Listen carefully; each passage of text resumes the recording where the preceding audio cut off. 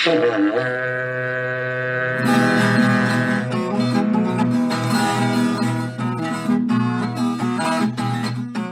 aí, pessoa! Seja muito bem-vindo, muito bem-vinda ao CanivetCast, o podcast da Nutripura, Nutrição e Pastagem, que tem como obrigação preparar o pecuarista para o futuro, elevando o patamar da pecuária brasileira. E nesse episódio aqui, nós vamos falar sobre sanidade animal, um monte de aspectos aí interessantes e importantes para esse quesito aí das nossas propriedades, das nossas fazendas. E para falar com a gente sobre isso, eu tô aqui com a Kátia Tonhar, que é pós-venda na Nutripura e tá à frente desse projeto de sanidade animal na empresa. A Kátia é médica veterinária pela Universidade Federal de Goiás e possui residência em clínica e cirurgia de grandes animais também pela UFG. Ô Kátia, seja muito bem-vindo aqui ao podcast da Nutripura, o CanivetCast. Olá, Paulo. Bom, muito obrigado pelo convite. Fiquei muito feliz mesmo de poder falar um pouco sobre a sanidade, esse tema que, digamos que é muito importante, porém pouco discutido, né, infelizmente. Exato. Mas estamos aqui tentando mudar isso, né,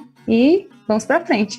É isso aí, cara. Não, isso que você falou é muito interessante, né? Porque, no fim das contas, parece, assim, quando a gente pega um histórico e vê, né, como que as pessoas, os produtores, a maioria das pessoas se comportam com esse tema, parece que é uma obrigação você ter que fazer as coisas que já estão programadas, né? Ah, vacina, isso, aquilo, outro, né? Sim. Ah, um animal ficou doente, tem que aplicar tal coisa, né? E quando, na verdade, a gente pode fazer um monte de ações dentro da fazenda para prevenir que essas coisas aconteçam, né? Exatamente. Bom, e para a gente começar esse episódio aqui, ó, Kátia, conta um pouquinho aí da sua história, sua questão profissional, conta um pouco pra gente aí, cara. É lá do Goiás? Eu, na verdade, sou baiana, né? Lá do interior da Bahia. Olha aí. Vim um pouquinho distante aí. Eu saí de casa com 17 anos para estudar. Sempre tive vontade de fazer veterinária. E aí, fui para Goiânia. Morei em Goiânia durante 10 anos e vim para cá. Nesse período, eu fiz cursinho pré-vestibular, entrei na UFG, terminei a graduação e em seguida fiz a residência em clínica e cirurgia de grandes animais. Inclusive, assim, foi muito bom para mim, sabe? Um aprendizado e uma estrutura muito boa também. Então, me ajudou bastante, sabe? Com a minha carreira. E vem ajudando até hoje. Então, já tem um tempo que eu tô fora de casa, mas graças a Deus meus pais entendem, né? E eu tô aqui mais por eles também, porque minha mãe, né, mãe sempre teve vontade de fazer uma faculdade, agronomia, inclusive. Não conseguiu. Aí ela falou, não, meus filhos vão estudar, ainda da mesma forma. Então, eu e minha irmã, inclusive, nós duas somos veterinárias. Olha aí. E aí a gente tá aí, né, no ramo. Mas, basicamente, é isso, né? Aí eu terminei a graduação, fui para residência, e da residência são 2 anos. Acabando a residência, aí agora eu vim para cá, para Mato Grosso, mais distante ainda da Bahia. Estou aqui na Nutripura já tem 1 ano e pouquinho. E é assim, né? No fim das contas, a gente, quando se forma, né? O campo de trabalho, a gente tem que estar onde o campo de trabalho está, né? E hoje Mato Grosso é o principal produtor de gado de corte do Brasil, né? Então faz todo sentido a gente estar por aqui. Goiás também é um baita de um estado produtor, né? E você foi vindo pro centro, né? Na verdade. Sim. E, Kátia, a ideia aqui é a gente falar sobre toda essa questão que envolve a sanidade animal, né, nas fazendas e tudo mais. E assim, tem um aspecto que é muito comum, especialmente em confinamentos, mas outras fazendas também, com outros sistemas de produção, como recria engorda e tal, tem esse processo de recepção dos animais na propriedade, né? Pensando um pouco, assim, do ponto de vista sanitário, na sua visão aí, quais são os principais cuidados que a gente deve ter nesse processo mesmo de recepcionar os animais na fazenda, né, de colocar esses animais para dentro do nosso sistema de produção? O que você pode falar para a gente em termos dos principais cuidados, assim? Bom, inicialmente, manejo calmo, tranquilo, porque esses animais já vêm de transportes de longas distâncias, na maioria das vezes, né? E, de toda forma, o transporte já estressa muito o animal. Então, a gente começa com um manejo calmo. Durante ali o desembarque, a gente acompanha um manejo de contagem dos animais e já faz uma inspeção sanitária. O que é essa inspeção sanitária? Basicamente, a gente avaliar os animais que estão passando se está com alguma enfermidade, se está com alguma lesão, se tem animal mancando. Aí a gente identifica o animal que tiver e aí ele é tratado separado, né? De acordo com o protocolo estabelecido na fazenda. Outro fator muito importante dessa recepção é ter um curral, uma estrutura, um curral, um piquete, para a gente colocar esses animais quando eles chegar, porque como eu tinha comentado, ele vem de distâncias, transporte, né, longas distâncias, o animal está muitas vezes estressado, desidratado, então ele precisa restabelecer a hidratação e descansar. Então, nada mais que um curral de descanso ou um piquete de descanso para isso. Aí, lógico, um curral ter água limpa à vontade, um volumoso, para ele conseguir se adaptar, né? Ele está saindo de um ambiente lá, digamos, Estressante pra caramba, né? passando por aí, pelas estradas, até chegar no confinamento, pensando nesse sentido, né? E aí chega num ambiente que ele não está acostumado e já colocar ele num curral, numa baia, né? Então, assim, a gente tenta adaptar o animal ao meio. E isso favorece muito na frente, na questão de, tanto para o processamento sanitário, na questão das vacinas, melhorar a eficiência, na questão também de diminuir os refugos de coxo, né? Então, o animal vai se adaptar melhor. Então, isso é muito importante nessa questão. Então, o animal fica ali num período de 12, 24, até 48 horas, descansando mesmo, para poder conseguir restabelecer. Porque a vacinação, que já é um processo estressante para ele, né? Pensa, o animal está estressado, ele vai estressar do transporte e vai passar por um processo, que é o processamento sanitário, que é estressado, de certa forma. Tem as vacinas, 3, 4 vacinas, digamos aí, brincagem, passa o animal no curral, tem marcação, gera um estresse. Então, a gente tenta diminuir o máximo, né? Além do manejo calmo, né? A gente comenta o manejo nado nas mãos ou utilizando bandeiras, né? Então, a gente tenta focar mais nessa parte aí, evitando o máximo o uso de choques, né? E de machucar o animal, que vai colaborar bastante na questão da imunidade do animal, ajudar, né? E mais para frente nas enfermidades, né? Sem dúvidas. Eu acho que essa questão que você comentou, né, do manejo, né, tem várias técnicas aí, né, você comentou próprio as bandeiras, nada nas mãos, inclusive a Adriane Zart teve aqui no podcast também já há um tempo atrás falando desse manejo, né, quer dizer, esse processo de chegada dos animais ali, quer dizer, vem de longas distâncias, como você comentou, né, um ambiente super estressante, e o que os animais mais querem, na hora que ele chega, é dar aquela descansada, hidratar, né, então esse processo, né, uma boa recepção ajuda muito nesse aspecto, né, Kátia? Sim, colabora muito. Então, assim, e a gente vê o resultado, sabe? Já aconteceu em algumas fazendas, a gente vê isso, né? A questão com diagnósticos de, por exemplo, necrópsia, né? A gente teve uma questão de mortalidade, a gente fez necrópsia, identificou, e por que os animais estavam morrendo? Pneumonia. O que a gente pode ajudar para poder ajudar no protocolo? Vamos estabelecer uma recepção para os animais? Vamos deixar eles descansando até receber o processamento sanitário? E a gente conseguiu ver isso aí em números também, sabe? Porque a gente vai armazenando os dados, as informações e gerando os indicadores sanitários, que colaboram muito para a gente saber onde que a gente vai atuar em melhorias, né? Sem dúvida, sem dúvida. E aí você comentou uma coisa ali no início, quando você começou a falar, que é sobre, dependendo do protocolo da fazenda ou coisa desse tipo, né? Então, assim, existem, pensando na sanidade da fazenda como um todo, né, existem cuidados, obviamente, que devem ser tomados antes e durante o processamento sanitário ali, né? Teria como falar pra gente quais são esses cuidados e também, se você puder dar uma pincelada, quais protocolos, o que a gente precisa fazer para aplicar na fazenda para que haja essa prevenção que a gente está comentando aqui. O que você pode trazer pra gente? Bom, também é um outro fator muito importante que colabora com o manejo, né, com o processamento sanitário. No pré-processamento, na verdade, antes,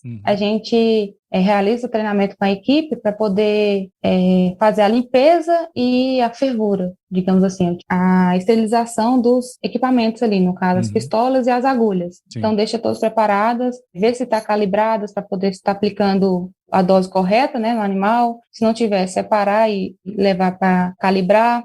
E durante o processamento, a gente dá uma vistoria no curral, se não tem algum lugar que pode machucar o animal, se tiver, a gente já corrigir imediatamente, tentar ao máximo não fazer lotação nos currais, né, pelo menos a metade ali do número, para os animais não se machucarem, não ficar também estressado, né. E questão durante o processamento ainda, né, a gente ressalta a importância da troca das agulhas, né, como é um manejo que, quando a gente começa, é difícil, né, então a gente vai criando uma rotina, a gente começa com um número, digamos, alto, né, vai processar 200 animais num dia, Aí a gente faz a troca de agulha a cada 50. Aí o pessoal vai pegando o jeito, vai acostumando, vamos diminuir, faz a cada 30. Aí vai diminuindo, até que a gente conseguir reduzir um número, digamos assim, o máximo que der, né? Porque assim, no mundo ideal seria uma agulha para animal, mas de acordo com a rotina, isso não dá, né? Então, assim, a gente tenta ajustar de acordo com a rotina também. Então, assim, vai diminuindo o máximo, até a questão, até acabar a pistola, para poder abastecer, troca agulha. Isso também já começa a melhorar bastante, né? Questão das vacinas, você comentou do protocolo. As principais que a gente anda realizando para as doenças de raiva, doença respiratória bovina, que nada mais é que a pneumonia, as clostridiose, febre aftosa quando tiver em campanha, né? E para casos de confinamentos fazendo com fêmeas, né, a questão da brucelose. E verminose, né, controle de ectoendoparasitas. Da raiva aí, por exemplo, e a brucelose também, deve ressaltar a importância da questão de saúde pública, né, por ser uma zoonose. Então, a gente também tem essa preocupação. O veterinário também se preocupa nessa questão. Tanto na questão de resistência bacteriana, na hora de aplicar antibióticos, ter esse cuidado, né? Levar o animal no tronco, medicar de acordo com o peso, a dose, para não dar superdosagem ou subdosagem. Então, a gente tem essa preocupação também, voltada para a questão de saúde pública. O que eu queria chamar a atenção numa coisa que você falou aí, que eu achei bem legal, né? Que assim, existem os protocolos, né, de vacinação, igual você comentou, né? De doença, vamos fazer o protocolo certinho aqui. Mas tem um ponto, né, que eu acredito, na minha época, né? Porque eu trabalhava dessa forma e entendendo um pouquinho como funciona hoje em dia, né? Era muito comum a gente começar a vacinar de manhã e nunca trocar a agulha, cara. Quer dizer, a gente ficava o dia inteiro vacinando com a mesma agulha, né? A bicha tava até torta já, tanta coisa errada que tinha feito. Só troca quando não tá funcionando mais. Exatamente, né? Quer dizer, é uma coisa que parece relativamente simples, né? Mas que a gente não dá essa atenção devida. Quer dizer, quanto menos animais a gente vacinar, por exemplo, utilizar com uma agulha, quer dizer, muito melhor do ponto de vista sanitário também, né, Kátia? Sim, a questão é até de transmitir uma doença de um animal para outro, né? Isso reduz bastante, né? E a questão da limpeza também diminuir bastante a questão dos abscessos, de reação vacinal, né? Sim. E como que é, assim, você que tá visitando vários produtores e tal, hoje em dia ainda é assim? Ou já tem uma consciência um pouco maior, né, desses pequenos processos que fazem diferença no final das contas? Como é que é a sua visão em relação a essa parte? Assim, mudou em vista dessa época que você comentou, né? Teve uma mudança, mas ainda tem uma resistência. Aí a gente faz os treinamentos, explica para o pessoal a importância, mostra a questão dos números. No dia a dia eles vão ver a diferença e vão se adaptando. Então, a gente está conseguindo mudar. Legal. Porque isso, no fim das contas, é uma questão mais cultural do que qualquer outra coisa, né? Você tem que ir mudando a cultura da fazenda até que, de alguma maneira, isso entre. Eles vão começar a ver o resultado. Acho que esse que é o grande lance, né? A hora que começa a ver o resultado de um processo bem feito, fica bem evidente que tem que mudar aquilo ali, né? Exatamente. Legal. E, Kátia, queria trazer também uma outra questão aqui, que é o seguinte. Em confinamento, eu acredito que esse termo ele já é mais difundido, né? Que é a questão da ronda sanitária. Não sei se é amplamente realizado, mas já é mais difundido, né? Quando a gente fala sobre confinamento, sempre surge, quando se fala de sanidade em confinamento, sempre surge essa questão da ronda sanitária, porque ela é, de fato, muito importante ali dentro desse processo produtivo, né? Só que essa ronda, aí você pode falar pra gente melhor, né? Eu acredito que ela não se limita somente a esse sistema, né? Se você tiver uma ronda sanitária para os mais variados sistemas de produção, eu acredito que deva ser uma coisa muito interessante, né? Fala pra gente um pouquinho dessa importância, né? A importância de se fazer com frequência essa ronda sanitária e de que maneira que a gente pode implantar isso nas fazendas, né? Assim, para que se torne de fato uma rotina. Conta um pouquinho pra gente desse aspecto. A ronda sanitária é extremamente importante porque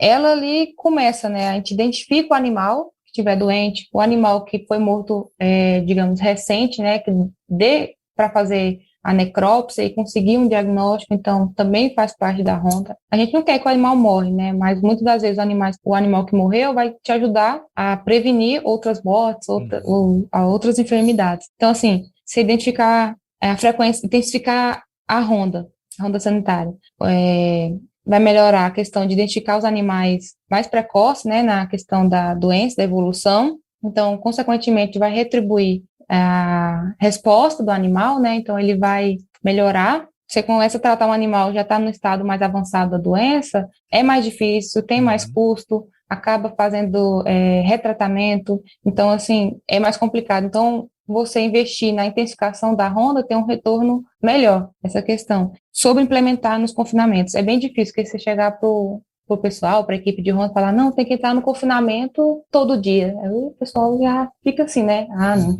Mas eu já vim aqui ontem, não tem nada, não vou querer vir hoje, não. É muito difícil mesmo. Então, a gente está tentando mudar isso. O que a gente faz, né?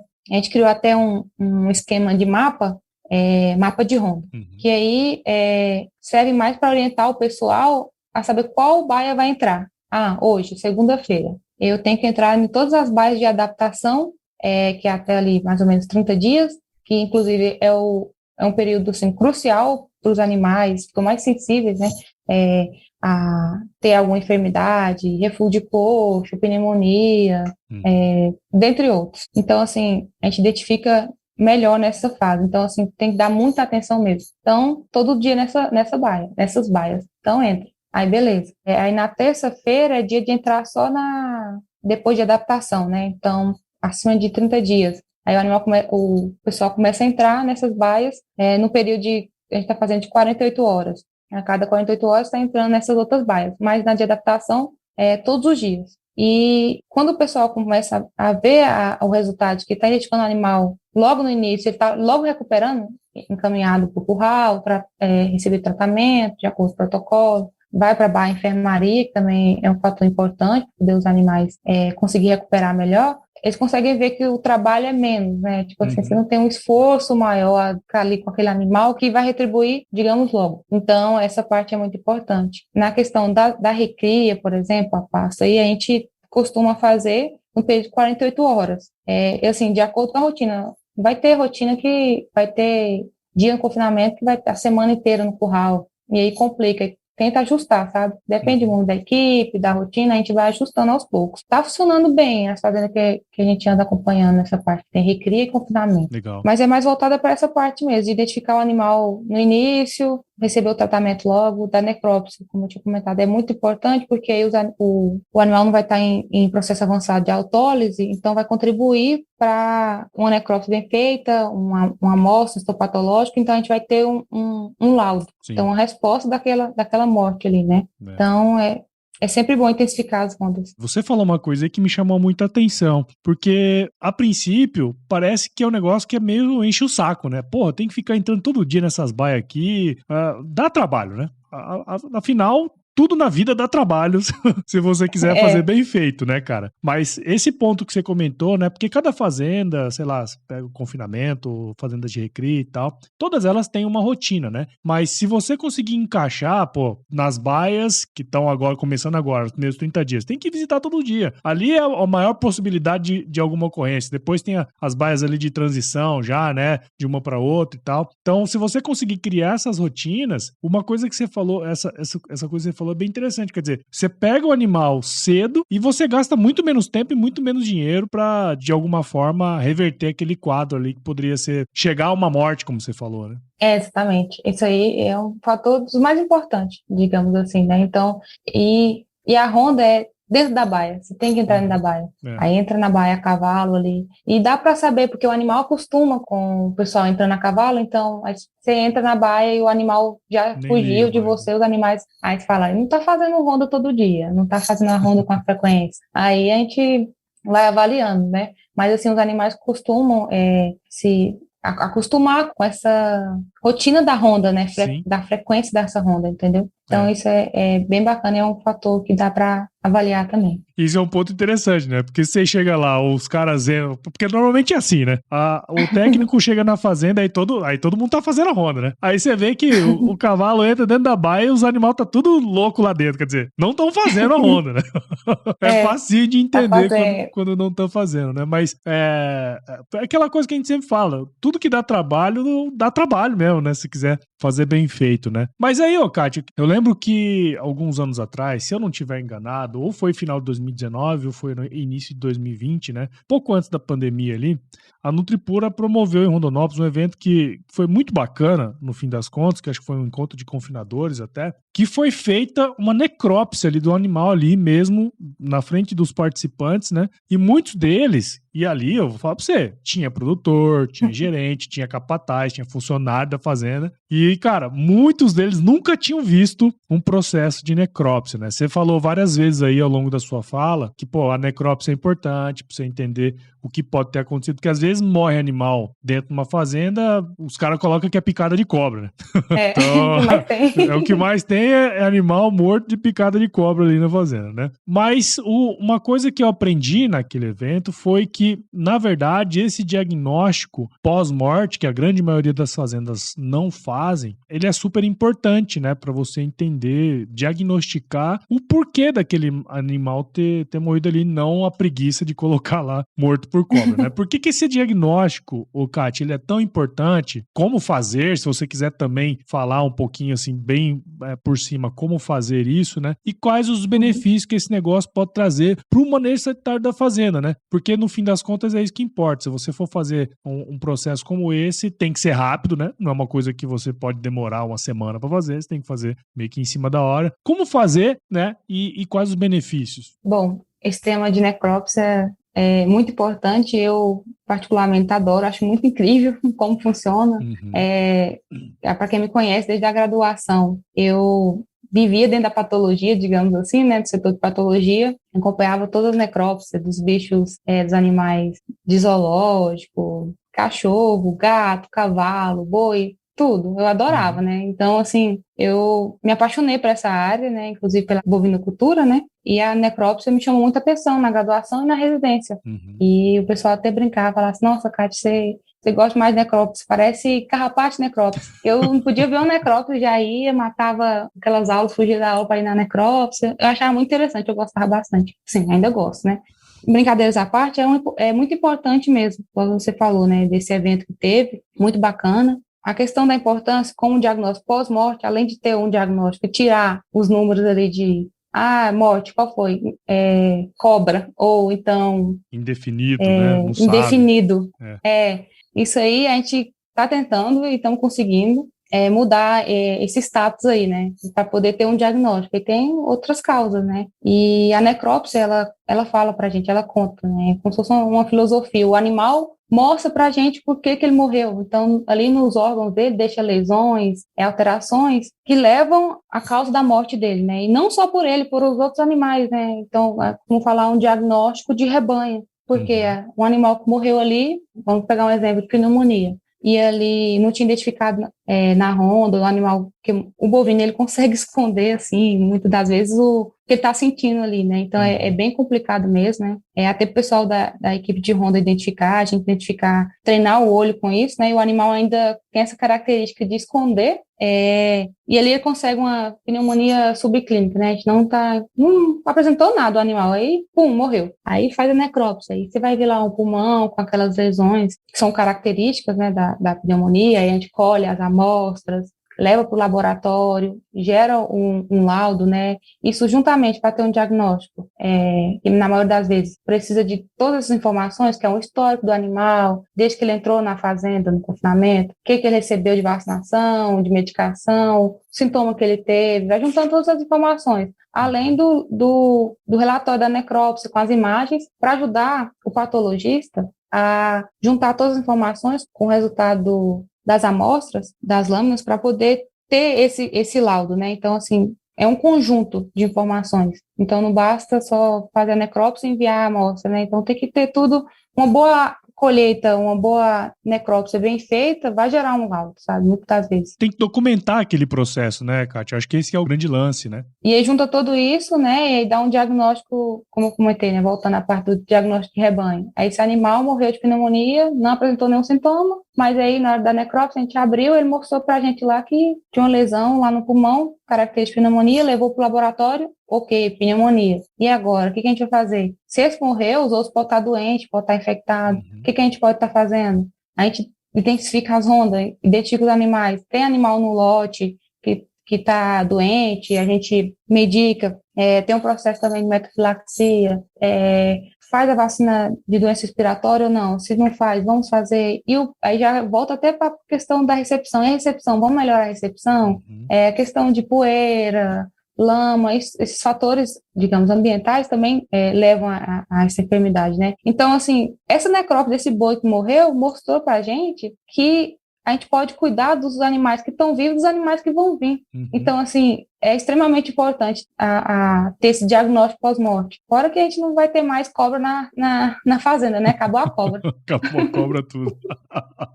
Não, cara, mas eu acho, assim, como não é a minha área nunca foi minha área de atuação, quando eu fui nesse evento, isso me chamou muita atenção, sabe? Porque, assim, é óbvio, né, que durante a faculdade vocês aprendem, né, todo esse processo de fazer a necrópsia, tem todo um processo que deve ser seguido, bem documentado, como você comentou, né? Cara, a hora que a gente sabe a causa de verdade da morte dos animais, isso, como você comentou, você volta lá atrás, desde a recepção, né, cara? Você vai criando os protocolos, vai melhorando os procedimentos, porque isso, no fim das contas, é um processo de melhoria contínua, né? Que é o que a gente sempre fala dentro das fazendas aí. A gente tem que melhorar todo dia um pouquinho para que mortes como essa, né? Que, assim, nenhuma fazenda quer, elas parem de acontecer, né? Sim, a gente busca essas melhorias, né, e vai adaptando de acordo com a rotina, com a equipe, realizando os treinamentos para poder intensificar a questão de ronda, a necrópsia também, porque, assim, igual você comentou, na graduação a gente está fazendo ali,